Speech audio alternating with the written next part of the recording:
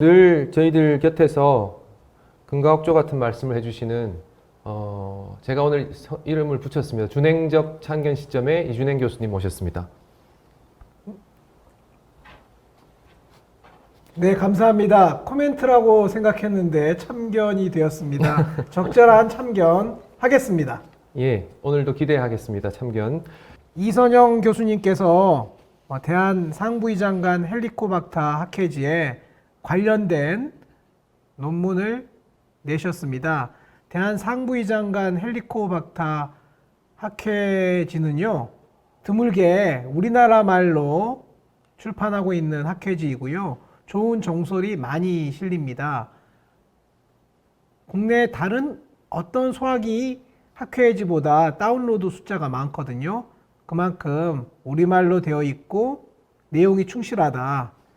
헬리코박터 음성 위암에 대한 이선영 교수님의 논문은 제가 출력해서 들고 다니면서 오늘도 다시 한번 읽어보았습니다. 아주 충실하니까요. 여러분 꼭 읽어보실 걸 권합니다. 거기에는 이렇게 표로 잘 정리가 되어 있습니다. 자세한 설명도 당연히 언급되어 있고요. 증례입니다.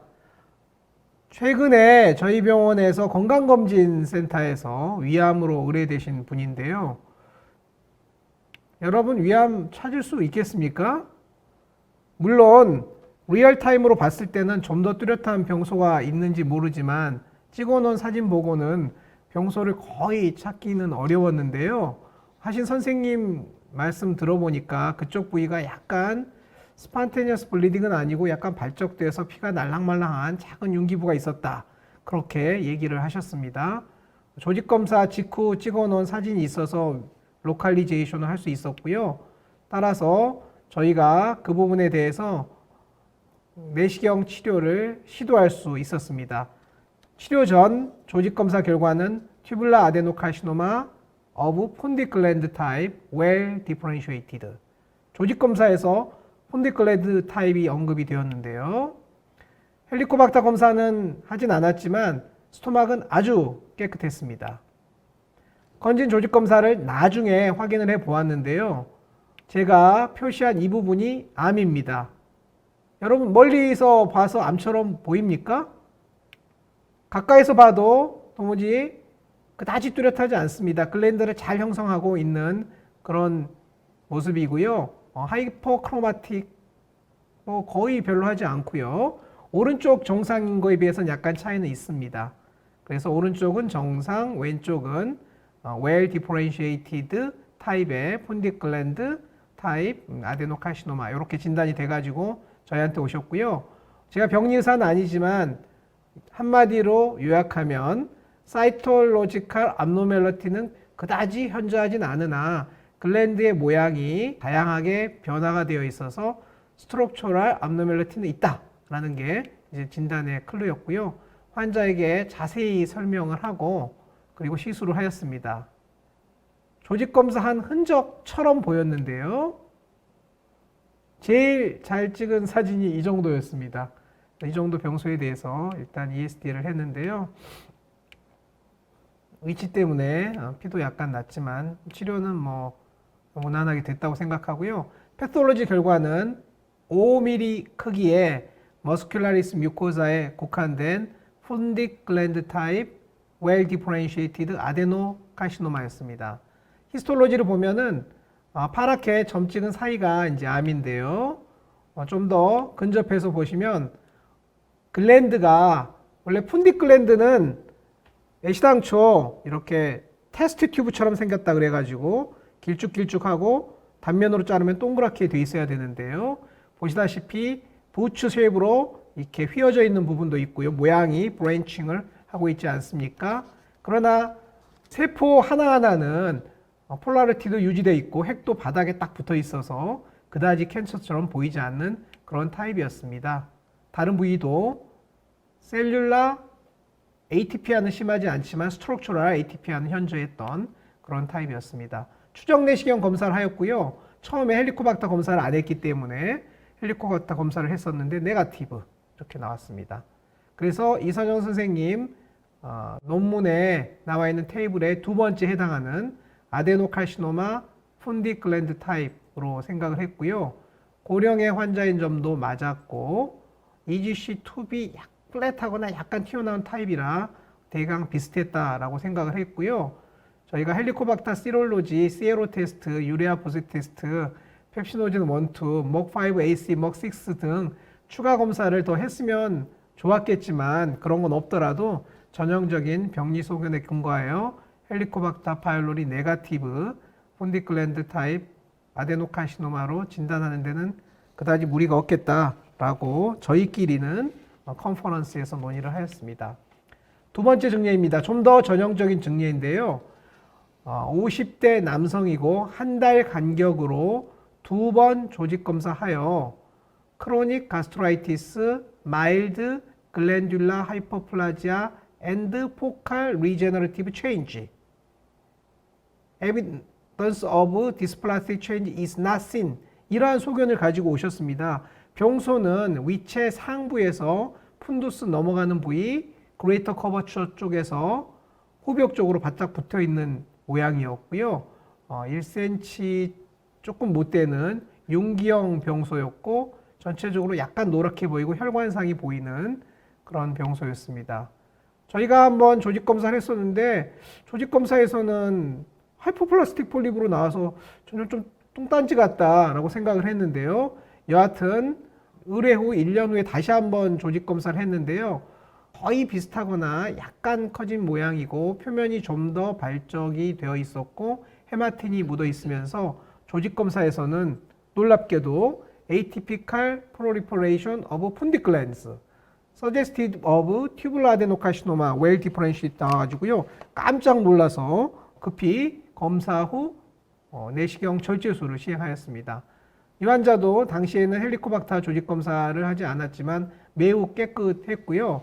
안티바디 검사는 했는데 네거티브로 나왔습니다. ESD는 as usual하게 시행하였고요. 이 부위는 리트로플렉션해서 ESD를 해야 되고 경우에 따라서는 트랙션 메소드를 사용하면 좋은 위치인데요. 이 환자는 트랙션 하지 않고도 절제가 깔끔하게 됐다고 판단했습니다. 그런데 그 결과는 놀랍게도 SM 인베이전이 300 마이크로가 있는 아데노카시나모로 나왔습니다. 다른 어디셔널 리스크 팩터는 없었고요. 그래서 환자에게 잘 설명을 하였고요. 폰디클랜드 타입 EGC가 SM 인베이전이 있었던 경우는 처음이었기 때문에 저도 수술을 할까 말까 약간 고민을 했었고요. 외과 선생님하고도 상의를 하였는데 일반적인 튜뷸라 아데노카시노마 분화형 타입보다 예후가 더 좋으면 더 좋았지 나쁘진 않을 거다라는 판단 하에 경과관찰을 하기로 하였습니다. 패솔로지입니다. 멀리서 보시면 가운데 보이는 데가 거의 다 암인데요. 마찬가지로 글랜드가 원형이나 테스트 튜브처럼 보이지 않고 이상한 모양으로 브랜칭하고 있는 부위, 약간 시스틱 다일레이션 하고 있는 부위가 전부 암이었고요. 이 부위는 머스큘라리스 뮤코자 상단에 국한된 부위이지만 이 병소는 중간에 머스큘라리스 뮤코자가 있고 머스큘라리스 뮤코자 아래쪽에 시스틱 체인지를 하고 있는 캔서 인베이전이 측정하였을 때 300 마이크로미터까지 되어 있었습니다. SM 인베이전을 보이는 SM1 인베이전을 보이는 폰디글랜드 타입 헬리코박터 네가티브 가스트릭 캔서의 증례였습니다. 추정 내시경을 하였고요. 깨끗하게 힐링이 되었고 저희는 ESD 하고 나서 첫 추정 내시경에서 꼭 헬리코박터 검사를 하는데요. 이 환자는 헬리코박터 검사는 네가티브였습니다. 펩시노젠 검사를 해보았는데 그 결과 해석이 좀 어려웠는데요. 펩시노젠 1이 70 이상 혹은 그보다 더 높게 나올 수 있는 것으로 되어 있는데 치료 후에서 검사에서 그런지는 알 수 없으나 펩시노젠 1이 41.4로 좀 낮게 나와서 약간 의아스러웠고요. 그러나 해석은 어려웠지만 그렇구나 하고 그냥 넘어갔습니다. 그래서 마찬가지로 이선영 선생님 리뷰에 두 번째 해당하는 아데노카시노마 어브 푼딕 글랜드 타입이었고요. 시에로 테스트나 유레아 브레스 테스트, 먹5 AC와 먹6 염색을 해봤으면 더 좋았겠지만 추가 검사는 없었지만 혈청 검사와 전형적인 병리 소견 그리고 헬리코박터 파이로리 네가티브 현재 발생하는 푼디클랜드 타입으로 진단하는데 무리가 없다고 저는 판단하였습니다. 주로 폴리코이시브 아데노카시노마 시그넬 링셀 타입이 앵글 주변으로 발견되고 헬리코박터 음성인 경우는 여러 번 경험하였지만 푼디클랜드 타입은 드물게 경험하고 있어서 오늘 두 개의 증례를 준비하였습니다. 먼저 이선영 선생님, 펩시노젠이 원이 41 정도로밖에 높지 않았는데 거기에 대해서 어떻게 해석해야 될지 의견을 주시면 고맙겠습니다. 아주 정상 수치입니다, 선생님. 펩시노젠 1이요. 일단 두 자리 숫자로 나오면 그때는 안심해도 되는 수치거든요. 펩시노젠 1은 종양이라든가 약에 굉장히 예민하게 반응하기 때문에요. 그래서 종양을 잘라내고 검사를 하면은 정말 정상이 나와버립니다. 그래서 근데 또 입원 기간에 검사하면 의미가 없는 게요. 입원했을 때 MPO 하는 기간 동안 IV PPI가 들어갑니다. IV PPI가 들어가면 펩시노젠 1이 상한치로 바로 올라요. 그래서 입원 환자, 금식한 환자한테서 펩시노젠 1을 내면은 최고 수치로 항상 나오기 때문에 IV PPI를 복용하니까는 주사 맞거나 아니면 외래에서 복용하는 사람들은 해도 소용이 없고요.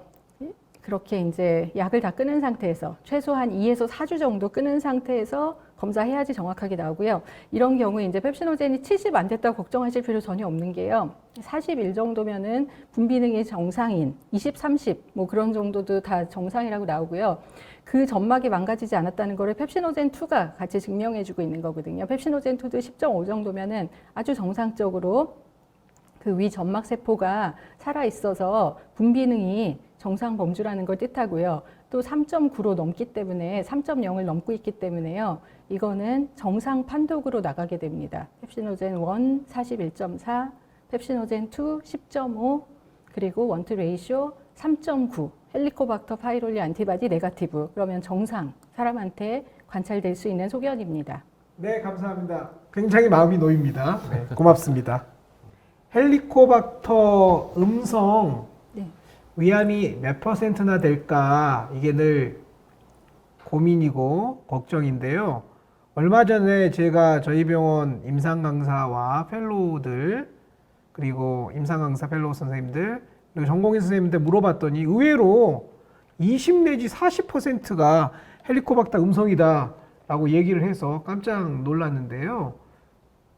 공부 좀 해라 라고 얘기는 했는데 이선영 선생님, 우리나라에서 헬리코박터 음성 위암은 몇 %라고 보는 게 적절하겠습니까? 네. 그래서 그동안 음성이라고 질문 받았던 그 모든 케이스들을 다 살펴보면 모두 양성으로 다 나왔습니다. 그러니까 조직검사에서 김자 음성이었을 뿐이지 CLO도 위음성 많거든요. PPI 먹는 사람이라든가 최근에 안티바이오틱스 먹고 온 사람들, 그런 사람들은 조직검사에서 CLO 두 군데서 나갔다고 하더라도 위음성 나오거든요. 일단 그래서 제가 아까 이제 그 증례 보여드렸듯이 감별 진단으로요. 우리나라에서 위음성이라고 진단된 사람 중에 진짜 위음성인 경우를 못 봤습니다. 근데 이제 일본 선생님한테 물어봐도 그 일본 그 헬리코박터 학회장님 말씀하시는 것도 0.67%, 1%가 안 된다는 거예요. 본인도 이런저런 환자들 진짜 이 사람이 헬리코박터 음성이 맞나 확인해 보면은 아니라는 거죠. 일단 히스토리 테이킹, 그 다음에 본인은 이제 스툴 안티젠 검사까지 꼭 확인한다고 하는데요. 왜냐하면 스툴 안티젠하고 유레아 브레스 테스트가 가장 믿을만 하다고 생각하기 때문이라고 합니다. 근데 유레아 브레스 테스트는 최근에 환자가 먹은 약이 있을 때 또 위에 음성이 나올 수 있기 때문에 그것보다는 약에 덜 예민한 스툴 안티젠을 같이 검사해서 보면은 대개 어디서 둘 중에 하나인가 어디선가 나온다는 거예요. 그래서 우리나라에서 헬리코박터 음성 위암의 빈도는 적게는 0.5에서 1%, 많아봤자 3, 4%를 넘지 않는다라고 생각을 하고 있는데 대강 뭐 적당한 것 같습니까? 네, 그래서 저는 1% 미만일 거라고 생각을 합니다. 왜냐하면 여태까지 의뢰받았던 그 수많은 케이스들이 다 양성이었었기 때문에요.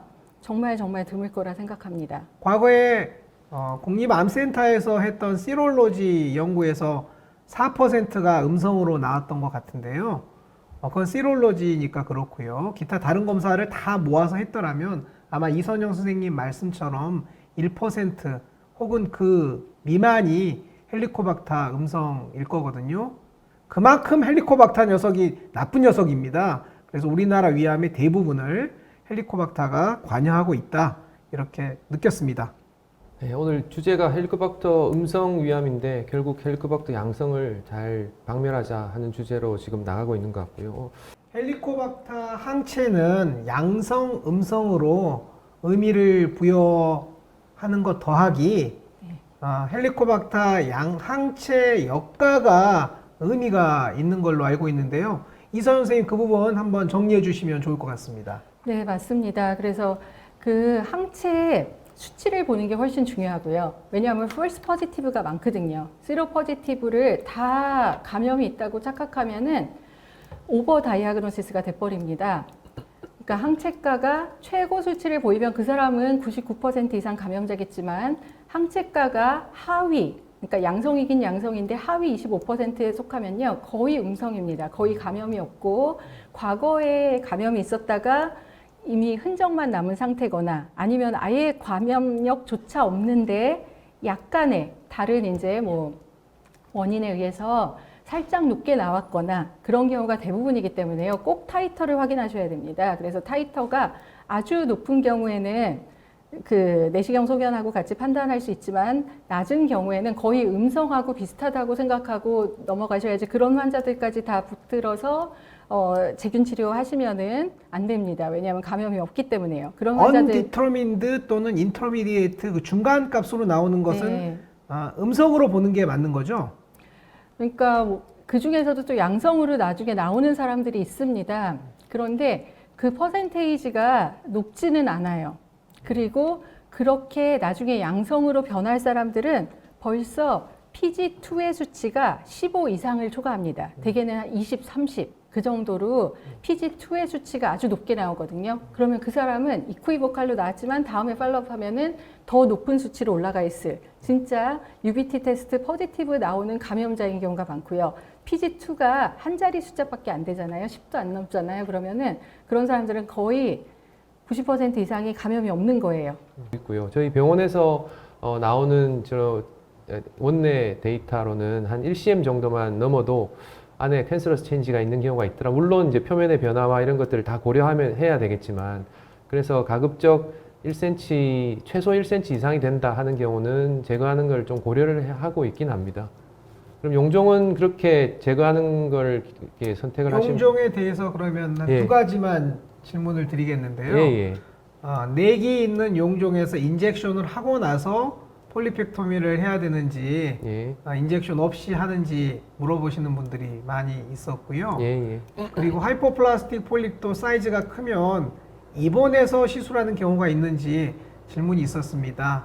어떻게 하고 좌장님은 어떻게 하고 계십니까? 저희 병원은 당일 시술을 하는 경우는 좀 드물고요. 가끔 이제 큰데 내기 있거나 푼디클랜트 폴립 같은 경우는 베이스를 잡아서 뜯으면 바이옵시 하면서 뜯겨 나가는 경우도 생각보다 많은데, 최근에는 아마 콜드 폴리펙톰이라고 해서 스네어 가지고 잡아서 끊어내는 그런 콜론에서 나오는 그런 술기를 가지고 위에서 적용을 하는 생각은 저도 하긴 해봤습니다. 근데 사실 위는 그렇게 해본 적은 솔직히 없고요. 그 다음에 항상 입원을 시켜서 하는 경우가 많습니다. 혹시 이선영 교수님은?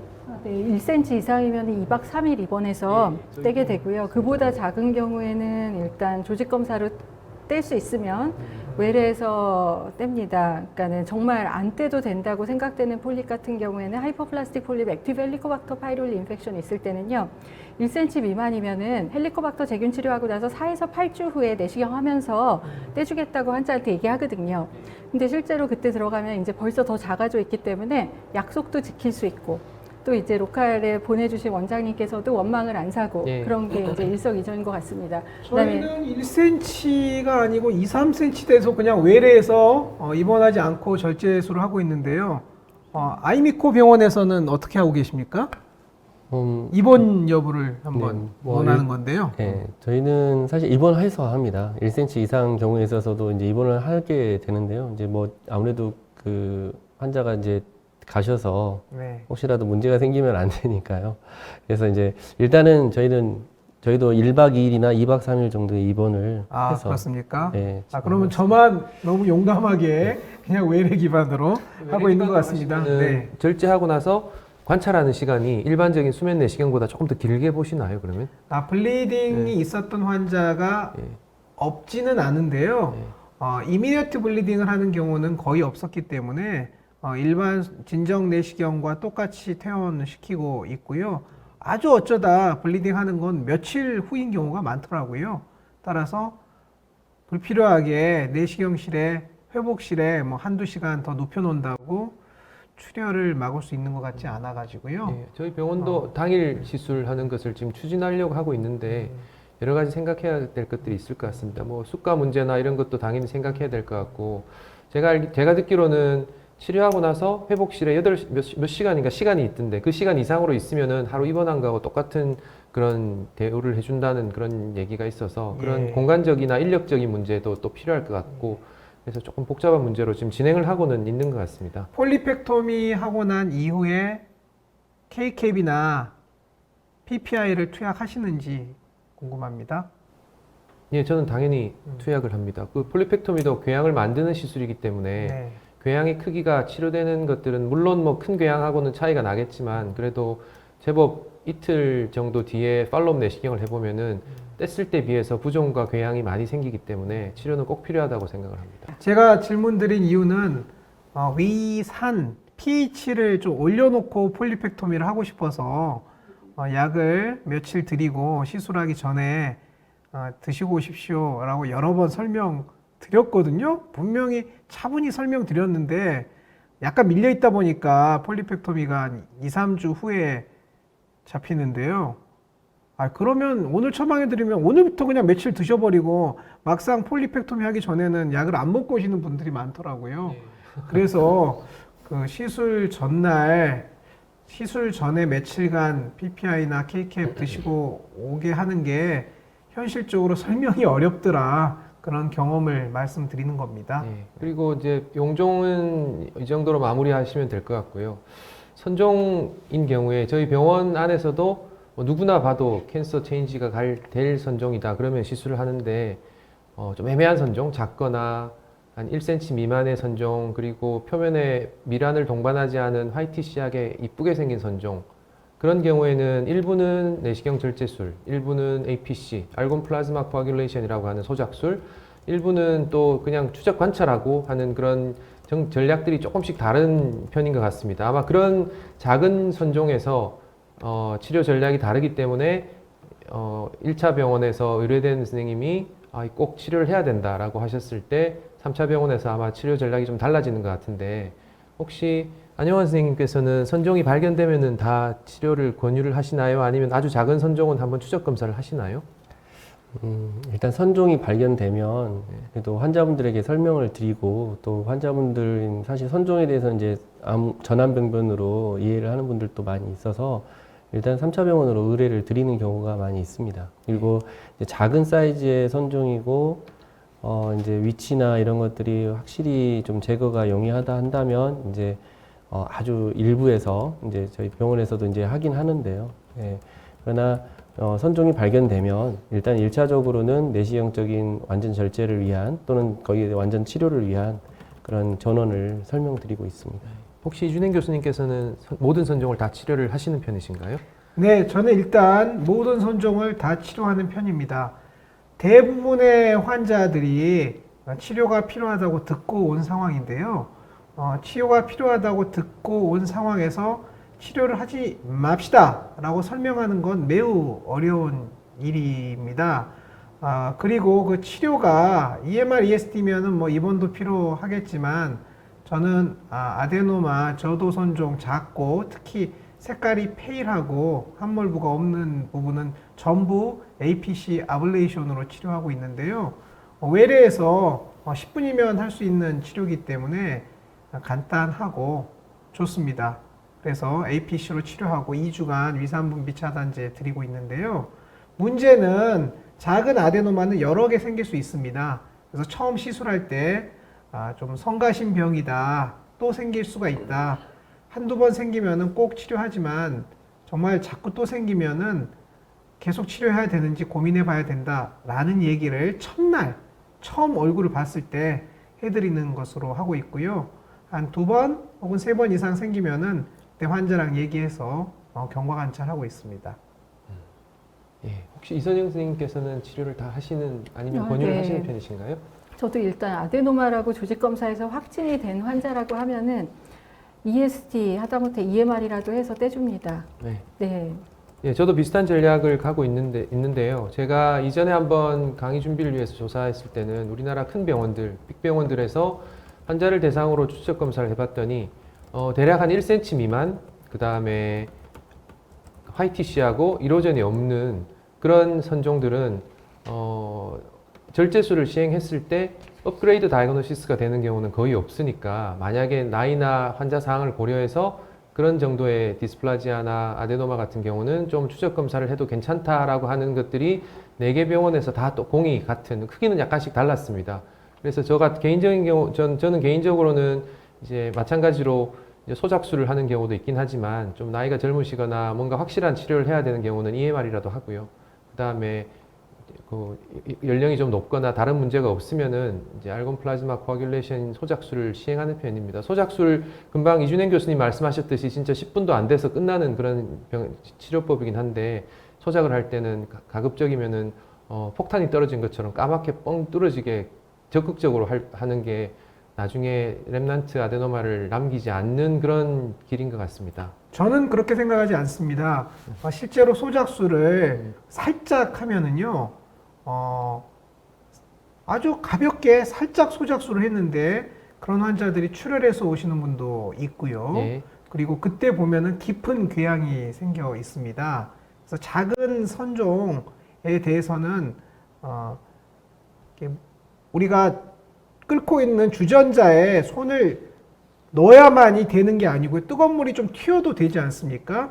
그래서 APC가 논문은 지금 소작을 하고 지금 병리를 봤을 때 깊이가 어떻다 나와 있기 때문에 아주 세게 깊게 해야 된다고 되어 있지만 실제 임상 경험은 얕게 해도 충분히 아데노마 제거에 충분한 정도의 뮤코잘 인저리가 생긴다. 서브뮤코잘 인저리가 생긴다. 그렇게 보고 있거든요. 예, 그게 소작술의 장점이자 단점인 것 같습니다. 결국 병리를 확인할 수 없기 때문에 개인적인 경험을 가지고 이제 그러다가 얕게 해서 재발이 되는 경험이 있으면은 좀 깊게 하는 거고요. 얕게 해서 재발이 되지 않으면은 그냥 그렇게 하는 그게 병리적인 결과가 없어서 생기는 좀 이렇게 장단점인 것 같으니까 아마 본인이 깊게 얕게 저희들이 지금 이렇게 말하고 있지만 아마 개인적으로 깊고 얕고의 기준도 다 다른 것 같습니다. 그래서 이제 본인들이 한번 해보시고 그 다음에 그 결과에 따라서 그 다음 환자들한테 적용하시고 하는 게 제일 좋을 것 같습니다. 결국 아까 도제식 교육의 장점과 시뮬레이션 교육의 장단점을 말씀 주셨는데 아마 이런 시술을 배우는 것도 마찬가지인 것 같습니다. 이게 시뮬레이션인 경우는 텍타일 센스가 없기 때문에 내가 얼마나 지지고 얼마나 했을 때 손에 닿는 느낌이 없기 때문에 테크니컬하게는 좀 더 많이 익숙해지지만 결국에는 마지막에 자기 손끝에서 느껴지는 그 결과가 시술의 영향을 좌우하는 게 조금 숙련자가 되면은 갈려지는 거기 때문에 아마 그 이준행 교수님이 하시는 엔도젤 트레이닝, 그 다음에 박심 시뮬레이터를 포함해서 다양한 교육들, 그리고 아직 저희 병원은 외부에 오픈되지는 않았는데 아마 이제 앞으로 계획을 하고는 있습니다. 그래서 그런 시뮬레이션 교육에 적극적으로 참여하시면서 잘 시간을 내시면 아마 여러 가지 좋은 경험을 하셔서 아데노마나 폴립에 제거하는데 충분히 기술을 익힐 수 있을 거라고 생각을 합니다. 저희 삼성서울병원은 완전히 오픈되어 있는데요. 코로나 때문에 또 완전히 클로즈되어 있습니다. 그래서 외부 선생님들 등록해서 교육을 받을 수 있게 열어는 놓았으나 코로나 단계가 올라갈 때마다 못하게 돼가지고요. 올해는 참 몇 분밖에 교육하지 못해서 정말 죄송하게 생각합니다. 벌써 여름입니다. 여름이 끝나갑니다. 내년 펠로우 지원하시는 선생님들 계실 텐데요. 저희 삼성서울병원에서는 펠로우 TO를 내년에 좀 넉넉하게 병원으로부터 허락을 받았습니다. 따라서 출신 병원과 상관없이 저희 병원에서 소화기내과 펠로우 트레이닝을 받고 싶으신 분은 아직 신청 기간은 아니지만 저에게 연락을 주시면 제가 교육 담당 선생님께 명단을 넘겨서 교육 기회를 드릴 수 있는 방안을 알아보도록 하겠습니다. 소개 감사드리겠습니다. 자, 이상으로 제11회 식도와 위 온라인 토크쇼 마치도록 하겠습니다. 오늘 강의해 주신 두 선생님 그리고 참견해 주신 이준행 교수님 정말 감사드립니다. 자, 이상 마치도록 하겠습니다. 감사합니다.